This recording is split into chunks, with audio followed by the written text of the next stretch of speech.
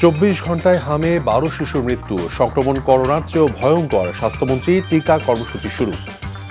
প্রধানমন্ত্রীর সাথে মার্কিন রাষ্ট্রদূতের সাক্ষাৎ, তেল কিনতে যুক্তরাষ্ট্রের অনুমতি চাওয়া তথ্য বিভ্রান্তিমূলক। সংবিধানে ফ্যাসিবাদের জন্ম দেওয়া ধারা বাদ দিতে হবে বিরোধী দল, জুলাই আদেশ সংবিধানের সঙ্গে প্রতারণা, স্বরাষ্ট্রমন্ত্রী। নিখোঁজ ক্রুকে উদ্ধার যুক্তরাষ্ট্রের, 4 মার্কিন বিমান ও চপার ধ্বংস ইরানের, বিমানবন্দরে হুথির হামলা।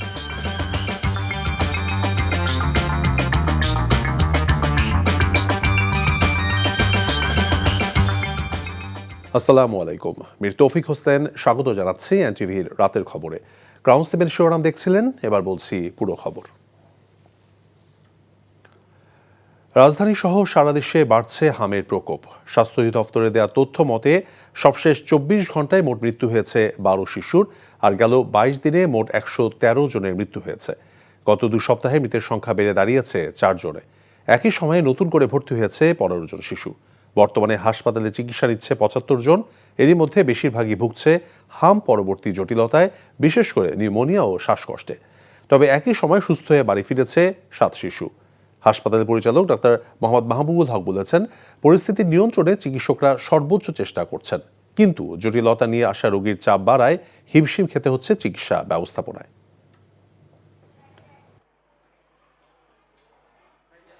এটা লক্ষণটা খুব সুস্পষ্ট। অনেক জ্বর থাকবে, বাচ্চা হাই গ্রেড ফিভার, সাথে করে বাচ্চা নাক দিয়ে পানি পড়বে, সর্দি, কাশি, চোখটা লাল হয়ে যাবে। মানে মুখটা দেখে মধ্যে জ্বর, ঠান্ডা, কাশি, লাল হয়ে আছে মুখটা। এটা থাকবে 3 দিনের মতো। তারপরে 4 দিনের মাথায় গিয়ে গায়ে র্যাশ উঠবে, যেটা মুখের থেকে কানের পিছতে শুরু হয়, সারা বডি একটা লাল লাল কালো দালা র্যাশ উঠবে। এটা টিপিক্যাল হামের লক্ষণ। যদি কোনো বাচ্চা শ্বাসকষ্ট হয়, মা এটা খেয়াল করে, আপনাকে দেখতে হবে যে আগে যেভাবে শ্বাস নিত, মা বাবা তো জানি আগে যেভাবে শ্বাস নিত, তার থেকে অস্বাভাবিক মনে হয় কিনা শ্বাসটা, তাহলে সে অবশ্যই চিকিৎসকের কাছে যাবে। হামের প্রাদুর্ভাব রুখতে অগ্রাধিকার ভিত্তিতে দেশের 18টি জেলার উচ্চ ঝুঁকিপূর্ণ 30টি উপজেলায় জরুরি হাম রুবেলা টিকাদান কর্মসূচি শুরু হয়েছে। ঢাকা নবাবগঞ্জে টিকা কর্মসূচির উদ্বোধন করে স্বাস্থ্যমন্ত্রী সর্দার সাখাওয়াত হোসেন বলেছেন, হামের সংক্রমণ করোনার চেয়েও ভয়ঙ্কর। তিনি বলেন, গত 6 বছর ধরে টিকাদান বন্ধ হওয়ায় দ্রুত ছড়িয়ে পড়েছে হাম। রিপোর্ট ওবায়দুল্লাহ মামুনের। দেশের প্রান্তিক পর্যায়েও চোখ রাঙাচ্ছে হামের সংক্রমণ। রোগীদের নিয়ে দিশেহারা অভিভাবকরা শহর থেকে গ্রাম হাসপাতালে ছুটছেন বাচ্চাদের নিয়ে। তাই হামের প্রাদুর্ভাব রুখতে সরকারের পক্ষ থেকে 2 কোটি শিশুকে টিকাদান কর্মসূচির আওতায় আনতে একযোগে দেশের 18টি জেলার উচ্চ ঝুঁকিপূর্ণ 30টি উপজেলা ও পৌরসভায় জরুরি হাম রুবেলা টিকাদান কর্মসূচির উদ্বোধন করা হয়েছে। রোববার সকালে ঢাকার নবাবগঞ্জ উপজেলায় টিকা কর্মসূচির উদ্বোধন করেন স্বাস্থ্যমন্ত্রী সর্দার সাখাওয়াত হোসেন। এ সময় উপস্থিত ছিলেন ইউনিসেফ ও বিশ্ব স্বাস্থ্য সংস্থার প্রতিনিধিরা। দীর্ঘদিন হামের টিকা বন্ধ কিংবা অনিয়মিত হয়ে যাওয়ায় হঠাৎ করেই ছড়িয়ে পড়ছে হাম। তাই আগামী 12 এপ্রিল থেকে ঢাকার 2 সিটি কর্পোরেশন সহ ময়মনসিংহ ও বরিশাল এবং 3 মে সারা দেশে হামের টিকা দিবে সরকার। এটা কন্টিনিউয়াস একটা প্রসেস দিয়ে যাওয়াই উচিত ছিল সব সময়, কিন্তু 2020 ডিসেম্বরের পর থেকে বিগত সরকারগুলি এই টিকাদানটা কন্টিনিউ করে নেয়, যেই কারণে একেবারে বজ্রপাতের মতন আমাদের উপরে সে রাতারাতি কিছুদিনের ভিতরে অনেক বেড়ে গিয়েছে। 3রা মে থেকে অর্থাৎ আগামী মাসের 3 তারিখ থেকে অবশিষ্ট সারা দেশের সকল জেলা, সকল উপজেলায় একযোগে আমরা এই টিকাদান কর্মসূচি চালিয়ে যাব ইনশাল্লাহ। টিকা নিতে সকাল থেকে উপজেলা স্বাস্থ্য কমপ্লেক্সে বাচ্চাদের নিয়ে আসেন অভিভাবকরা। সকাল 9টায় কর্মসূচি হওয়ার কথা থাকলেও প্রায় 2 ঘন্টা বিলম্বে টিকাদান শুরু হওয়ায় কিছুটা ভোগান্তিতে পড়েন তারা। আতঙ্ক তো একটা আছে, মনের ভিতরে একটা ভয় আছে যে কি না কি হয় কখন। অনেক ভিড় এখানে, কিভাবে দেবো? না দেই নাই, এখন দিতে আসছি। 7টার দিকে আসছিলাম আর এখন দেওয়া হলো টিকা। ঈদুল আজহার আগে আগামী 21শে মের মধ্যে সারা দেশে এই কর্মসূচি সম্পন্ন করতে চায় সরকার। Obaidullah Mamun, NTV news, Nawabganj, Dhaka. যুক্তরাষ্ট্রের সঙ্গে বাংলাদেশের কোনো গোপন চুক্তি নেই বলে জানিয়েছেন পররাষ্ট্রমন্ত্রী ডক্টর খলিলুর রহমান। প্রধানমন্ত্রী তারেক রহমানের সঙ্গে মার্কিন রাষ্ট্রদূতের সাক্ষাৎ শেষে বেরিয়ে যাওয়ার সময় পররাষ্ট্রমন্ত্রী কথা জানান। তিনি বলেন, যেখানেই সাশ্রয় পাওয়া যাবে সেখান থেকেই তেল কিনবে বাংলাদেশ। হাসান মাহমুদের রিপোর্ট। প্রধানমন্ত্রী তারেক রহমানের সঙ্গে তাঁর সচিবালয় দপ্তরে সৌজন্য সাক্ষাৎ করেন ঢাকায় নিযুক্ত মার্কিন রাষ্ট্রদূত ব্রেন্ট টি ক্রিস্টেনসেন। দুদেশের স্বার্থ সংশ্লিষ্ট বিভিন্ন বিষয়ে আলোচনা হয় উভয়ের মধ্যে। এ সময় উপস্থিত ছিলেন পররাষ্ট্রমন্ত্রী ও প্রধানমন্ত্রীর পররাষ্ট্র উপদেষ্টা। বেরিয়ে যাবার সময় পররাষ্ট্রমন্ত্রী কথা বলেন যুক্তরাষ্ট্রের সাথে বাংলাদেশের চুক্তি প্রসঙ্গে। যুক্তরাষ্ট্রের সঙ্গে আমাদের কোনো গোপন চুক্তি নাই, এই যে চুক্তি সেটা আমরা প্রকাশ করে দিয়েছি। 2 নম্বর কথা হচ্ছে যে কেউ কেউ বলছেন যে এই চুক্তির কারণে আমাদেরকে আমেরিকার কাছে পারমিশন চাইতে হচ্ছে। একেবারে মিথ্যে কথা। এই রাশিয়ান তেল কেনার ব্যাপারে সব দেশের উপরে রেস্ট্রিকশন আছে, আমেরিকান রেস্ট্রিকশন। সুতরাং আপনাকে সেই রেস্ট্রিকশনের ওয়েভার চাইতে হবে। মধ্যপ্রাচ্য যুদ্ধ পরিস্থিতিতে দেশে উদ্ভূত জ্বালানি সংকট নিরসনে কোন দেশ থেকে তেল আসছে এমন প্রশ্ন ছিল সাংবাদিকদের। তো দুনিয়াতে আমরা সবচাইতে সাশ্রয়ী যে সমস্ত সোর্স, সেটা ভারত হোক, সেটা মধ্যপ্রাচ্য হোক, সেটা যুক্তরাষ্ট্র হোক, আমরা সব জায়গাতেই চেষ্টা করছি। আমার সঙ্গে যুক্তরাষ্ট্রের energy minister, energy secretary Chris রাইটের সঙ্গে আলাপ হয়েছে। আমরা গোপনীয়তার স্বার্থে এটা এখনও প্রকাশ করতে পারছি না, কিন্তু আমাদের জ্বালানি সিকিউরিটির জন্য তারা সাপোর্ট করবেন সেই নিশ্চয়তা আমাদেরকে দিয়েছে। এর আগে ইস্টার সানডে উপলক্ষে খ্রিস্টান সম্প্রদায়ের নেতৃবৃন্দের সাথে শুভেচ্ছা বিনিময় করেন প্রধানমন্ত্রী তারেক রহমান। এ সময় সমৃদ্ধ দেশ গড়তে সকল ধর্মের সহযোগিতা চান তিনি। Hasan Mahmud, NTV news, Dhaka. রাজধানীতে জ্বালানি তেলের সংকট যেন দিন দিন আরও প্রকট হচ্ছে। এতে সবচেয়ে বেশি ভোগান্তিতে পড়েছেন কর্মজীবী মানুষ। দোকান মালিক সমিতির আবেদনের প্রেক্ষিতে দোকান খোলা রাখার সময় 1 ঘন্টা বাড়িয়ে সন্ধ্যা 7টা পর্যন্ত করেছে জ্বালানি মন্ত্রণালয়। আজ থেকে কার্যকর হয়েছে নতুন অফিস ঘন্টা। আবির আহমেদের রিপোর্ট। রাজধানীর নিউ মার্কেট এলাকায় একটি মেসে থাকেন ব্যক্তিগত গাড়ির চালক মোহাম্মদ আলামিন। পরিবার থাকে নারায়ণগঞ্জে। কাজের তাগিদে রাজধানীতে একাই তার বসবাস। জ্বালানি তেল নিতে রোববার ভোর 4টার দিকে লাইনে দাঁড়ান তিনি। সকাল 10টায় যখন তার সাথে কথা হয় ততক্ষণে পেরিয়ে গেছে 6 ঘন্টা। তবুও লাইন খুব বেশি এগোয়নি। ক্লান্ত চোখ, অবসন্ন মুখ। তবুও লাইনে অপেক্ষা করা ছাড়া কোনো উপায় নেই। ডিউটি শেষে তারপরে ওরা যে আবার পরের দিনকার আবার তেলের জন্য সিরিয়ালে দাঁড়াইতে হয়। এইভাবে আমরা যদি লাইনে দাঁড়াইয়া থাকি তাহলে পরিবারে আমরা কিভাবে সময় দেব? আমাদের খুবই দুর্ভোগ হচ্ছে এবং এটা সরকারের কাছে আমরা আবেদন জানাই যাতে এই সংকট যত দ্রুত সম্ভব এইটা মোকাবেলা করা দরকার। প্রতিদিন কাজের জন্য ছুটতে হয় শহরের এক প্রান্ত থেকে আরেক প্রান্তে, কিন্তু তেলের অভাবে সেই ছুটে চলা আজ থমকে গেছে। রাজধানীর খিলগাঁওয়ে একটি মেসে থাকেন শেখ খুরশিদ, করেন রাইড শেয়ারিং। 2 সন্তান আর স্ত্রী গ্রামে। তাদের দেখভালের পুরো দায়িত্ব তার কাঁধে। মোটরসাইকেলই তার জীবিকার একমাত্র ভরসা। কিন্তু তেলের অভাবে সেই ভরসাও এখন অনিশ্চয়তায়। প্রত্যেকদিন যদি 5 ঘন্টা করে তেল নেওয়া লাগে, আমি এই রাইড শেয়ার করব কখন, পরিবারের সময় দেব কখন, আর আমি গাড়ি চালাবো কতক্ষণ বলেন? শুধু আলামিন বা খুরশিদ নয়, রাজধানীর প্রায় প্রতিটি পেট্রোল পাম্পই একই চিত্র। দীর্ঘ লাইন, অনিশ্চয়তা আর অপেক্ষা। 2 ঘন্টা আগে ছাড়া হচ্ছে না আর কি। আমি 8টা থেকে সিরিয়াল দিছি। অফিসে 1 ঘন্টা লেট হবে, বাট কিছু করার তো নাই। আমরা যদি নিজেরা কনসার্ন হই এরকম হওয়ার কথা না। এদিকে দোকান মালিক সমিতির আবেদনের প্রেক্ষিতে 1 ঘন্টা বৃদ্ধি করে দোকানপাট ও বিপণী বিতান সন্ধ্যা 7টা পর্যন্ত খোলা রাখার কথা জানান বিদ্যুৎ জ্বালানি প্রতিমন্ত্রী। কিন্তু এই দোকান মালিক সমিতির তাদের আবেদন, তাদের অনুরোধ বিবেচনায় সরকার প্রধান, আমাদের মাননীয় প্রধানমন্ত্রী সন্ধ্যা 7টা পর্যন্ত এখন বিপণী বিতান খোলবার সময় পুনর্নির্ধারণ করেছেন। আজকে থেকে কার্যকর হবে। নতুন সিদ্ধান্ত অনুযায়ী 1 ঘন্টা কমিয়ে অফিস সূচি সকাল 9টা থেকে বিকেল 4টা পর্যন্ত কার্যকর হয়েছে। তেলের সংকটে থমকে যাচ্ছে মানুষের স্বাভাবিক জীবন। লাইনে দাঁড়িয়ে ঘন্টার পর ঘন্টা, তবুও মিলছে না নিশ্চয়তা। নিত্য প্রয়োজনীয় এই জ্বালানি আজ শুধু পণ্য নয়, মানুষের কষ্ট আর অনিশ্চয়তার প্রতিচ্ছবি। আবির আহমেদ, এনটিভি নিউজ, ঢাকা। সরকারি চাকরিতে নিয়োগের সর্বোচ্চ বয়সসীমা 32 বছর নির্ধারণ করে জাতীয় সংসদে বিল পাশ হয়েছে। এদিকে আইনমন্ত্রী জানান, গুম কমিশন অধ্যাদেশটি আরও যাচাই করে গুম আইনকে সময়োপযোগী করা হবে। আর মুক্তিযোদ্ধা মন্ত্রী জানান, যাচাই বাছাই করে 481 জন ভুয়া মুক্তিযোদ্ধার গেজেট বাতিল করা হয়েছে। সেলিম মালিকের রিপোর্ট। জাতীয় সংসদের প্রথম অধিবেশনের ৮ম দিনের বৈঠক শুরু হয় তারকা চিহ্নিত ও সম্পূরক প্রশ্নের উত্তরের মধ্য দিয়ে। জনপ্রশাসন প্রতিমন্ত্রী সরকারি, স্বায়ত্তশাসিত ও সংবিধিবদ্ধ সংস্থাসহ সব ক্ষেত্রে সরকারি নিয়োগে সর্বোচ্চ বয়সীমা ৩২ বছর নির্ধারণের বিল উত্থাপন করেন। স্পিকার বিলটি কণ্ঠভোটে দিলে তা সর্বসম্মতিতে পাশ হয়। সরাসরি নিয়োগের ক্ষেত্রে সর্বোচ্চ বয়সসীমা নির্ধারণ বিল ২০২৬ পাশ করা হোক। যারা এই প্রস্তাবের পক্ষে আছেন তারা হ্যাঁ বলুন, যারা এই প্রস্তাবের বিপক্ষে আছেন তারা না বলুন। আমার মনে হয় হ্যাঁ জয়যুক্ত হয়েছে, হ্যাঁ জয়যুক্ত হয়েছে, হ্যাঁ জয়যুক্ত হয়েছে। অধিবেশনের পয়েন্ট অফ অর্ডারে জামাতের সংসদ সদস্য ব্যারিস্টার আরমান গুম কমিশন অধ্যাদেশ বাতিলের অভিযোগ আনলে আইনমন্ত্রী জানান, আন্তর্জাতিক অপরাধ ট্রাইব্যুনালের সংশোধিত আইনে গুমের সঙ্গে গুম কমিশন অধ্যাদেশ সাংঘর্ষিক। একই সঙ্গে গুম নিয়ে নতুন আইন আরও সময়োপযোগী করা হবে বলেও জানান আইনমন্ত্রী। কেমন করে যে নিজের গুমের শিকার ভুক্তভোগী, যে প্রধানমন্ত্রী নিজের টর্চারের শিকার, তারা কেমন করে এই আইন বাতিলের পরামর্শ দেয় মাননীয় স্পিকার? আমরা জানতে চাই। ওনারা যেটা নিয়ে হইচই করছেন, ওনারা সেইটা আইনটা ভালো করে মনে হয় দেখেননি।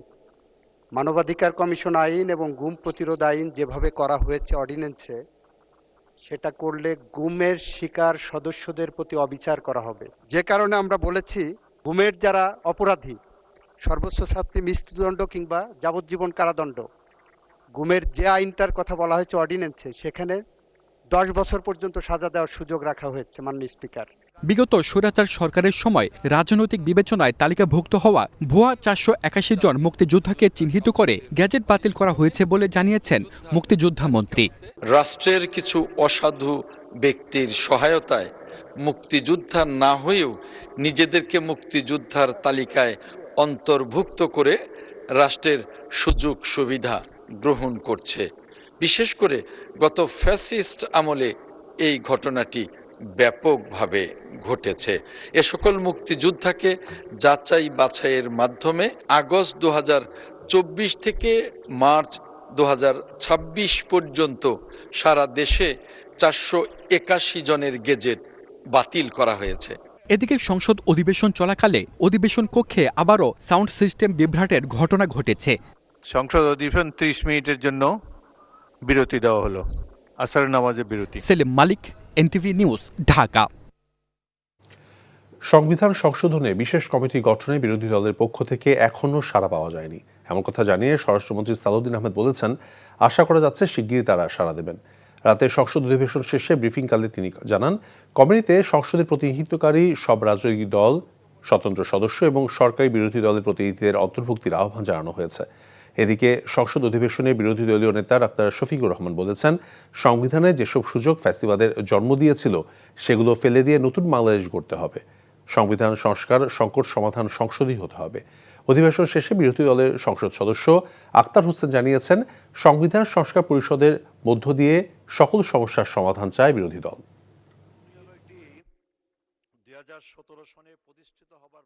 সংবিধান সংশোধনের কাজটা এবং আইন রচনার কাজটাই তো আমাদের কাজ। এই কাজে আমাদের পূর্ণ সহযোগিতা পাবেন। এটি একটি রুটিন কাজ, এটা আসবে। এটার জন্য আলাদা নোটিশ এবং প্রস্তাব আনার কোনো প্রয়োজন আছে আমি মনে করি না। আলাপ আলোচনার ভিত্তিতে সবাই মিলেমিশে সমঝোতার ভিত্তিতে আমরা একটি সংবিধান সংশোধনী বিল পাশ করব, আইনে রূপান্তরিত করব।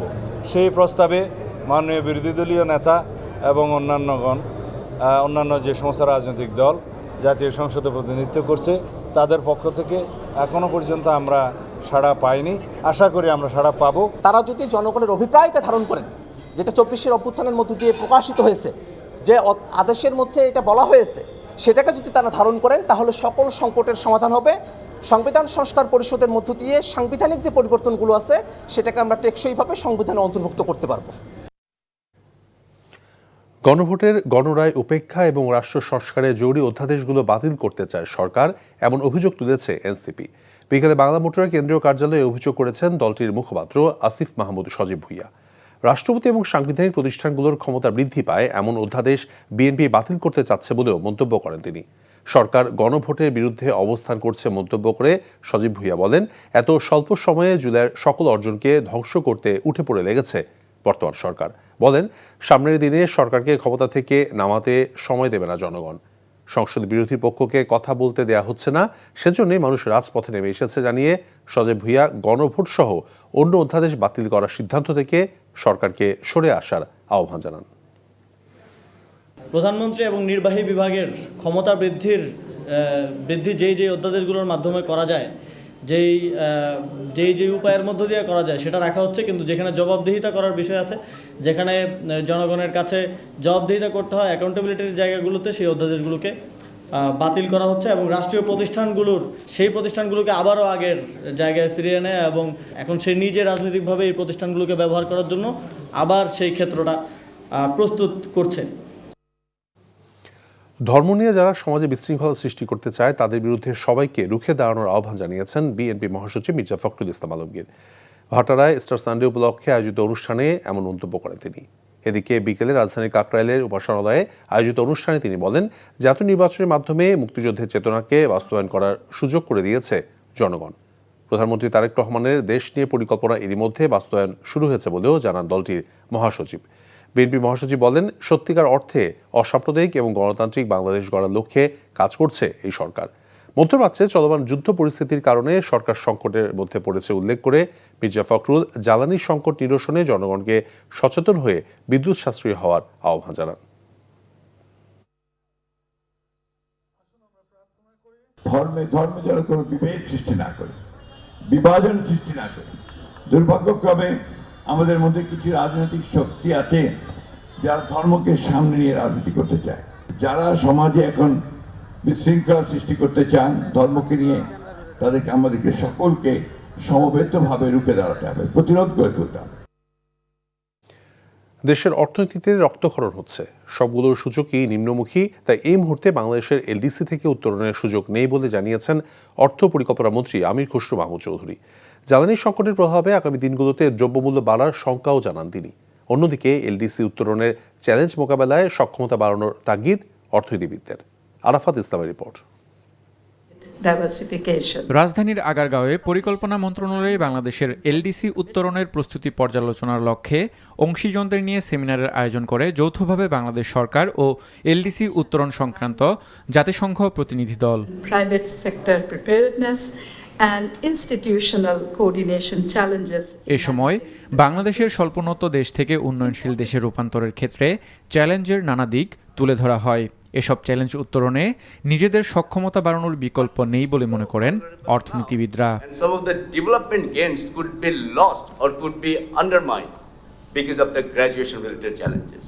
সেমিনার শেষে সাংবাদিকদের প্রশ্নের জবাবে অর্থ ও পরিকল্পনা মন্ত্রী বলেন, দায়িত্ব গ্রহণের পর সবকটি সূচকে নিম্নগামী অর্থনীতি পেয়েছে সরকার।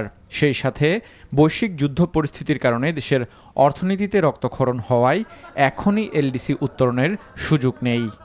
মধ্যপ্রাচ্যে যে যুদ্ধ চলছে এটার ইম্প্যাক্ট অনেক বড় এবং এটা বাংলাদেশের তহবিল, সরকারি তহবিলকে এটা থেকে রক্তক্ষরণ হচ্ছে, এক কথায় বলতে গেলে রক্তক্ষরণ হচ্ছে। এগুলো আমরা ফায়ার ফাইটিং করতেছি প্রত্যেক দিন। তারপরে বাংলাদেশের আপনার যে দায় দেনা হয়েছে এটা ম্যানেজমেন্ট একটা বড় ধরনের একটা সমস্যা হয়ে দাঁড়িয়েছে। এই মুহূর্তে গ্র্যাজুয়েশন দিকে যাওয়ার কোনো সুযোগ নেই। জ্বালানি সরবরাহ জটিলতার কারণে আগামীতে নিত্যপণ্যের দাম বাড়ার আশঙ্কাও করেন অর্থমন্ত্রী।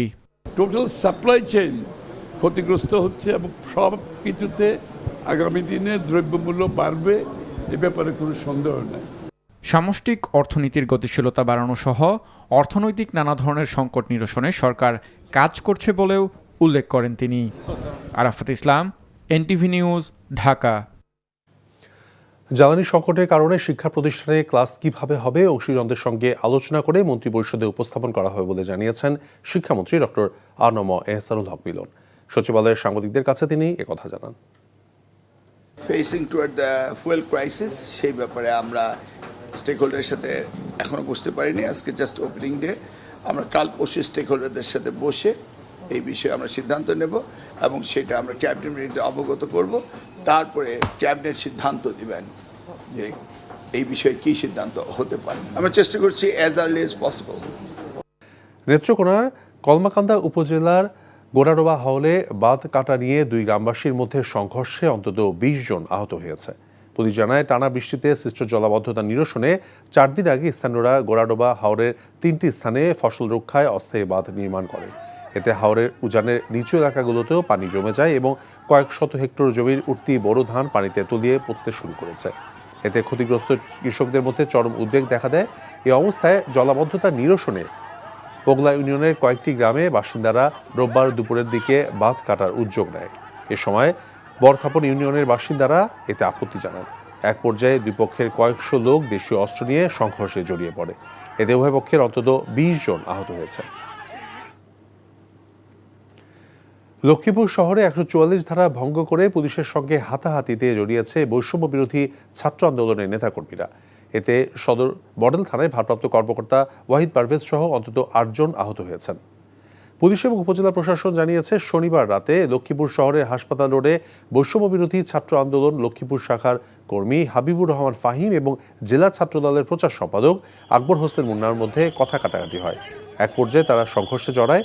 এর প্রতিবাদে বৈষম্য বিরোধী ছাত্র আন্দোলনের কর্মীরা আজ বিকেল ৫টায় চকবাজার মসজিদের সামনে থেকে প্রতিবাদ মিছিলের ডাক দেয়। ছাত্রদলের নেতাকর্মীরা জুলাই ফাইটার্সের ব্যানারে একসময় ওই স্থানের প্রতিবাদ সমাবেশের ঘোষণা দেয়।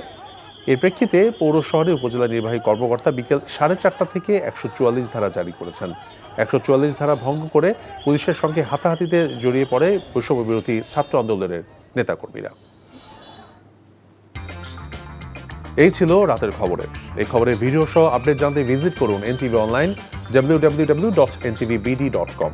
এছাড়াও এনটিভির জনপ্রিয় সব অনুষ্ঠান এবং খবরের আপডেট জানতে ভিজিট করুন আমাদের ইউটিউব এবং ভেরিফাইড ফেসবুক পেজ। রাত ১টায় মধ্যরাতের খবর দেখার আমন্ত্রণ রইল। ধন্যবাদ সবাইকে। শুভরাত্রি।